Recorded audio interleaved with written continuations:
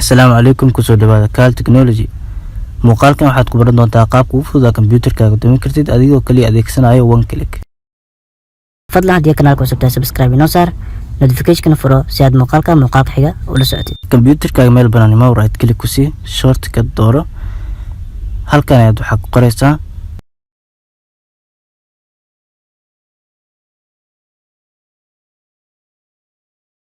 okay de shortcut ka duu sameysmay icon ayaan u sameynayna right click ku sii properties dooro icon kan dooro okay de hadda kombiyuutarka sida u dam kaliya wuxuu ka baahan yahay hal mar meeshan aad taawatid tijaabi